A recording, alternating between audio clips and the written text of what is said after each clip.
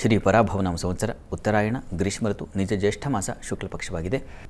ಈ ದಿವಸ ಗುರುವಾರವಾಗಿರ್ತಕ್ಕಂಥದ್ದು ಚತುರ್ಥಿ ತಿಥಿ, ಪುಷ್ಯ ನಕ್ಷತ್ರ. ಈ ದಿವಸ ಗುರುವಾರದ ಜೊತೆಗೆ ಪುಷ್ಯ ನಕ್ಷತ್ರ ಸೇರಿದೆ. ಇದನ್ನು ಅಮೃತ ಸಿದ್ಧಿ ಯೋಗ ಅಂತ ಕರೀತಾರೆ. ಗುರುಪುಷ್ಯ ಯೋಗೋ ಆದಿತ್ಯ ಹಸ್ತೋ ಗುರುಪುಷ್ಯ ಯೋಗೋ ಬುಧಾನುರಾಧ ಶನಿರೋಹಿಣೀಚ ಅಂತ ಹೀಗೆ ಒಂದೊಂದು ವಾರದ ದಿವಸ ಆ ಒಂದು ನಕ್ಷತ್ರ ಸೇರ್ಪಟ್ಟರೆ ಅದು ತುಂಬ ವಿಶೇಷ ಅಂತ. ಗುರುಪುಷ್ಯ ಯೋಗ ಈ ದಿವಸದಲ್ಲಿ ಅಮೃತ ಸಿದ್ಧಿ, ಗುರು ಸನ್ನಿಧಾನಕ್ಕೆ ಹೋಗಿ ಬನ್ನಿ, ಗುರುವಿನ ಅನುಗ್ರಹ ಪಡಿಬೇಕು. ಗುರುವಿನ ಕೃಪೆ ಸಿಕ್ಬಿಟ್ರೆ ನಮಗೆ ಬದುಕು ಸಾರ್ಥಕವಾಗುತ್ತೆ. ಅಂಥ ಗುರು ಅರಸೋದು ಬಹಳ ಕಷ್ಟ. ಎಲ್ಲಿದ್ದಾರೋ ಮಹನೀಯರು ಗೊತ್ತಿಲ್ಲ. ಹೀಗಾಗಿಯೇ ನಾವು ಇರೋರಿಗಿಂತ ಹೀಗಾಗಿ ಹೋದ ಮಹನೀಯರು ಎಷ್ಟೋ ಜನ ಇದ್ದಾರಲ್ಲ, ಆ ಸನ್ನಿಧಾನಗಳಿಗೆ ಹೋಗಿ ನಮ್ಮ ಶಿರಬಾಗುವುದಲ್ಲದೆ ಬೇರೆ ದಾರಿ ಇಲ್ಲ ನಮಗೆ. ಅಂತೂ ಗುರುಕೃಪೆ ಹೇಗಾಗುತ್ತಂದರೆ, ತೀವ್ರವಾದ ಉತ್ಕಟ ಭಾವನೆಯಿಂದ ಇದ್ದರೆ ನೀವು ಒಬ್ಬ ಒಳ್ಳೆಯ ಸದ್ಗುರುವಿನ ದರ್ಶನ, ಸದ್ಗುರುವಿನ ಒಂದು ಮಾರ್ಗದರ್ಶನ ಇವುಗಳು ಸಿಗಬೇಕು ಅಂತಂದರೆ ನಮ್ಮಲ್ಲಿ ತೀವ್ರ ತುಡಿತ ಬೇಕು.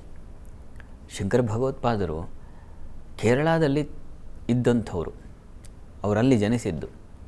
ಅವರ ತೀವ್ರ ಉತ್ಕಟತೆ ಗುರುವನ್ನು ಕಾಣಲೇಬೇಕು, ಗುರುವಿನಿಂದ ನಾನು ಜ್ಞಾನವನ್ನು ಪಡೀಬೇಕು ಅನ್ನೋ ಒಂದು ತೀವ್ರತೆ ಇದೆಯಲ್ಲ, ಆ ಪುಟ್ಟ ವಯಸ್ಸಿನಲ್ಲಿ ಅವರು ನರ್ಮದಾ ನದಿ ತೀರ ಎಲ್ಲಿದೆ, ಕೇರಳ ಎಲ್ಲಿದೆ, ನರ್ಮದಾ ನದಿ ತೀರ ಎಲ್ಲಿದೆ, ಅಲ್ಲಿಗೆ ನಡೆದುಕೊಂಡು ಬರೋದಿದೆಯಲ್ಲ, ಆ ತೀವ್ರತೆ ನಮಗೆ ಇದ್ದಾಗ ಅಂತಹ ಗುರುವಿನ ಉಪದೇಶವಾಗುತ್ತೆ. ಅಂತಹ ಗುರುವಿನ ಉಪದೇಶ ಸಿಕ್ಕಾಗ ಶಂಕರರ ಸಾಧನೆ ಎಂಥದ್ದು ಹಾಗೆ ಉಂಟಾಗತ್ತೆ.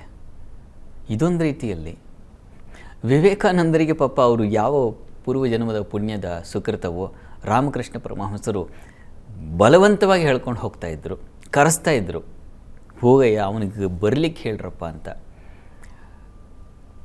ಹೀಗೆ ಇರುತ್ತೆ, ಅದು ನಮ್ಮ ಪುಣ್ಯದ ಮೇಲೆ ನಿಂತಿರುತ್ತೆ.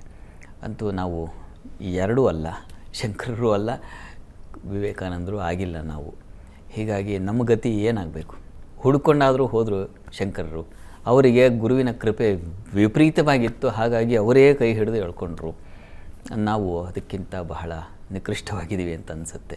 ಈ ಸಂದರ್ಭದಲ್ಲಿ ನಾವು ಪ್ರಾರ್ಥನೆ ಮಾಡಬೇಕಷ್ಟೇ, ಇಂಥ ಮನಸ್ಸು, ಗುರುವಿನ ಕಡೆಗೆ ಹೋಗೋ ಮನಸ್ಸು ಉತ್ಕಟವಾಗಲಿ, ಅಥವಾ ಅಂಥ ಮಹಾ ಗುರುವಿನ ಕೃಪೆ ಉಂಟಾಗಿ ನಾವಿದ್ದಲ್ಲೇ ಅಂಥ ಒಂದು ಆಶೀರ್ವಾದ ಸಿಗಲಿ ರಾಮಕೃಷ್ಣ ಪರಮಹಂಸರಂಥದ್ದು ಅಂತ ಹೀಗೆ ಸ್ಮರಣೆ ಮಾಡಿದ್ರೆ ಬಹುಶಃ ನಮ್ಮ ಮೆಟ್ಟಿಲು ಒಳ್ಳೆಯ ಕಡೆಗೆ, ಸತ್ಕಾರ್ಯಗಳ ಕಡೆಗೆ, ಸಚ್ಚಿಂತನೆಯ ಕಡೆಗೆ, ಸಾಕ್ಷಾತ್ ಪರಮೇಶ್ವರನ ದಾರಿಯ ಕಡೆಗೆ ನಾವು ಹೋಗ್ಲಿಕ್ಕೆ ಸಹಾಯ ಆಗುತ್ತೆ. ಆ ಮನಸ್ಸಾದರೂ ಇರಲಿ.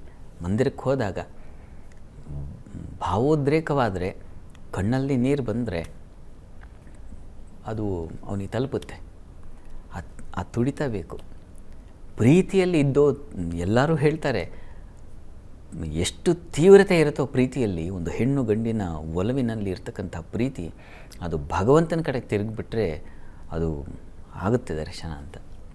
ಆ ರೀತಿಯಲ್ಲಿ ಗುರು ದರ್ಶನ ಆಗಲಿ, ಗುರುವಿನ ಕೃಪೆಯೂ ಆಗಲಿ, ತಮಗೆ ಒಳ್ಳೆಯದಾಗಲಿ.